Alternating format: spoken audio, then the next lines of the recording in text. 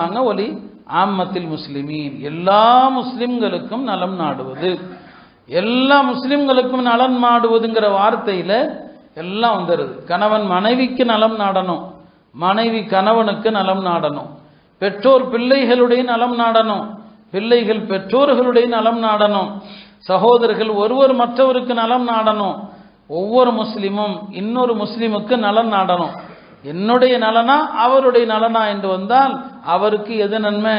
எல்லா முஸ்லிம்களுடைய நலம் நாடுவது. அப்படி நலம் நாடுவதுன்னு சொல்லும்போது அவர் நோயாளியானா போய் பார்க்கணும், அவருக்கு தேவையான உதவிகள் செய்யணும், அவருக்கு பொருளுதவி தேவைப்பட்டா பொருளுதவி செய்யணும். இப்படி முஸ்லிம்கள் நலம் நாடுவது, இந்த நலம் நாடுவதுங்கிற குணம் வந்துருச்சுன்னா யோசிச்சு பாருங்க.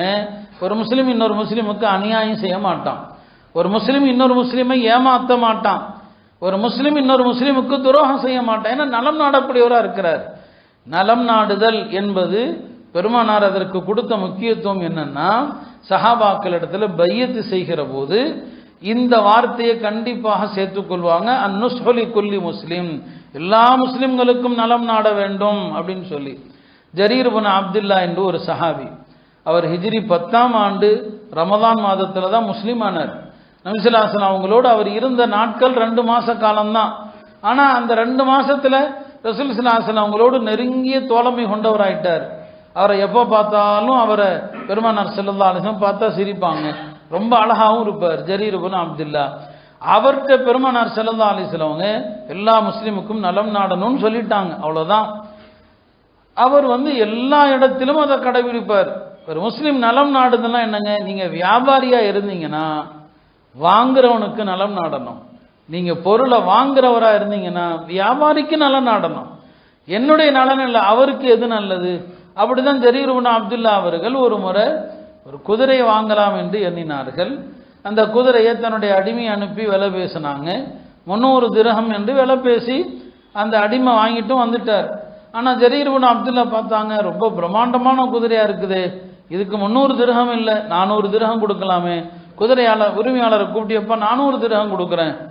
அப்புறம் சொன்னார், இல்ல இல்ல இதுக்கு இன்னும் அதிகமா கொடுக்கலாம். 800 திரகம் கொடுத்து வாங்கினார். விற்கிறவனே 300 திரகத்துக்கு வித்தா இவர் 800 திரகம் கொடுக்கிறார். ஏங்க இப்படி செஞ்சீங்கன்னு சொல்லி ரசூல் ஸல்லல்லாஹு அலைஹி வஸல்லம் சொன்னாங்க, அந்நுஸ்ஹலி குல்லி முஸ்லிம், எல்லா முஸ்லிமுக்கும் நலம் நாடுங்கள் என்று ரசூல் ஸல்லல்லாஹு அலைஹி வஸல்லம் சொல்லிட்டாங்க.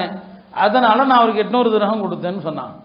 இப்படிதான் சஹாபா பெருமக்கள் இருப்பாங்க. வியாபாரத்தில் அவ்வளவு தூரம் எல்லாருடைய நலம் நாடுவாங்க. யூனுஸ் இப்னு உபைதுன்னு ஒரு அறிஞர், அவர் கடைவீதியில் துணி விற்கிறவர். அவர் ஒரு கஸ்டமர் வர்றாரு, ஒரு பொருளுக்கான விலை கேட்டுட்டு இருக்கிறார்.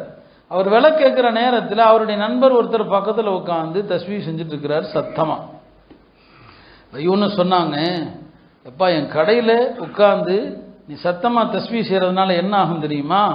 வர்ற கஸ்டமரு இந்த கடையில் நல்லடியார்கள்லாம் இருக்கிறாங்க, இந்த கடையில் ரொம்ப ரொம்ப தஸ்பீஹ்லாம் செய்கிறாங்க அப்படின்னு கூட ஏமாறுறதுக்கு வாய்ப்பு இருக்குது, என்று கூட ஏமாற வாய்ப்பு இருக்குது. எனவே நீ தஸ்பீஹ் கொஞ்சம் தலிப்பி செஞ்சுக்கப்பா, நீ செய்கிற தஸ்பீஹ்னால கூட என்கிட்ட வர்ற கஸ்டமர் ஏமாந்துடக்கூடாதுன்னா எந்த அளவுக்கு அவர்கள் நுணுக்கத்தை பார்க்குறாங்க. அப்போ அவங்க என்ன செய்கிறாங்க, ஒரு பொருளை ஒரு ஆளுக்கு விற்கிறாங்க 200 திரகம் அப்படின்னு சொல்லி விற்கிற நேரத்தில் வாங்க சொல்லிட்டாங்க. உடனே வாங்குறவரும் பள்ளிக்கு போயிட்டாரு, இவரும் பள்ளிக்கு போயிட்டாரு. இவர் பள்ளிக்கு போயிட்டு தொழுதுட்டு வர்றதுக்குள்ள அந்த கஸ்டமர் திரும்ப வந்துட்டாரு கடைக்கு. அப்ப இவங்க பள்ளியில இல்லை, இவருடைய பணியாளர் இருக்கிறாரு. அவர் அந்த பொருளை 400 திரகத்துக்கு வித்துட்டாரு, அவரும் வாங்கிட்டு போயிட்டாரு. யூனுஸ் இப்னு உபைது கடைக்கு திரும்பி வந்தாங்க. எப்ப அந்த பொருள் ஒரு ஆள் கேட்டாரேன்னு சொல்லி, இல்லை வாங்கிட்டு போயிட்டாரு. எவ்வளவு வித்த? 400 திரகம். நம்மளா இருந்தால் சபாஷ் போடுவோம், இப்படிதான் இருக்கணும், ஒன்ன மாதிரி ஆளு தான் எனக்கு வேணும். அவங்க சொன்னாங்க, எப்ப நான் அவனுக்கு 200 திரகம் சொல்லி இருக்க, நீ எப்படியா 400 திரகத்துக்கு விற்கலாம்?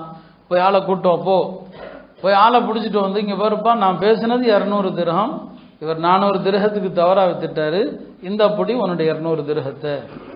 இந்த மாதிரியான நல்ல மக்கள் வாழ்ந்த காலத்தில் அல்லாஹ் அவங்களுடைய துவாக்களை எப்படி ஏற்றிருப்பான். இன்னைக்கு நாம அடுத்தவர்கள் விஷயத்துல, உரிமைகள் விஷயத்துல நம்முடைய லாபம், நம்முடைய எது என்ன பிரயோஜனம் என்ன, அதைத்தான் பார்க்கிறோம். இப்படித்தான் அந்த காலத்தில் இருந்தாங்க. எல்லார் விஷயத்திலையும் நலம் நாடுவது, ஒரு முஸ்லிமை எப்படி சந்தோஷப்படுத்துவதுங்கிறதான். இப்னுல் முபாரக் என்று ஒரு பெரிய அறிஞர் இருந்தாங்க. அவங்கள பற்றி சொல்லுவாங்க, அவரை யாருமே குறை சொன்னது இல்லைங்க எந்த விஷயத்திலையுமே. அப்படி ஒரு ஆளை பார்க்க முடியாது. அவரை பற்றி சொல்லுவாங்க, அவர்கிட்ட சஹாபாக்கள்கிட்ட இருந்த எல்லா நல்ல குணமும் அவர்கிட்ட இருக்குது. அவர்கிட்ட இல்லாதது ஒன்று, அவர் சஹாபி இல்லை, அவ்வளோதான். சஹாபி இல்லை, அவர் பெருமானார் ஸல்லல்லாஹு அலைஹி வஸல்லம் அவங்கள பார்க்கல. இது ஒன்றை தவிர மற்றபடி ஒரு சஹாபிக்குரிய அந்தஸ்தின் நீங்கள் எதையெல்லாம் சொல்ல முடியுமோ இதெல்லாம் அவர்கிட்ட இருந்துச்சுங்க. ஏன்னா அவர் தன்னுடைய முழு செல்வத்தையும் அர்ப்பணிப்பார் முஸ்லீம்களுக்கும் உலமாக்களுக்கும். அவர் ஹஜ்ஜுக்கு போகும்போது தனியாக போக மாட்டார். வருஷந்தோறும் பெரிய பணக்காரர், ஒரு பெரிய கூட்டத்தை தான் கூட்டு போவார். அந்த மாதிரி பணக்காரர்கள் தான் உண்மையிலுமே பயனுள்ள செல்வத்திற்கு சொந்தக்காரர்கள். யாருன்னா அவங்க தான். அவர் ஹஜ்ஜுக்கு போகிறப்போ ரொம்ப வினோதமாக இருக்கும். தன்னுடைய நண்பர்கள் எல்லாத்தையும் சொல்லிடுவார், நாம் இத்தனாம் தேதி ஹஜ்ஜுக்கு போகிறோம்னு சொல்லி. எல்லாரும் உங்களால் எவ்வளோ காசு கொடுக்க முடியுமோ கொடுங்கப்பான்னு சொல்லிடுவார். எல்லாரும் கொண்டு வந்து கொடுப்பாங்க. ஒவ்வொருத்தர் கொடுக்குற காசையும் ஒரு பையில் போட்டு இன்னாருடையதுன்னு பேரை எழுதி வச்சுக்குவார். பிறகு அந்த பெரிய கூட்டத்தோடு என்ன செய்வார், போவார். ஹஜ்ஜுக்கு போய் மக்கால போய் எல்லாம் முடிச்சுட்டு எல்லாருக்கும் என்னென்ன ஹதியா எல்லாம் வாங்கி கொடுத்துருவார். எல்லாம் வாங்கி கொடுத்து ஊருக்கு வந்த பிறகு எல்லாரையும் கூப்பிட்டு அவங்க போகும்போது கொடுத்த அந்த பையை அப்படியே திருப்பி கொடுத்துருவார். எல்லாத்தையும் அவங்கள்ட்டே கொடுத்துருவார். ஆக இப்படி என்னங்க, ஹஜ்ஜுக்கு அவர் போகும்போது எல்லாத்தையும் தன்னுடைய சொந்த காசில்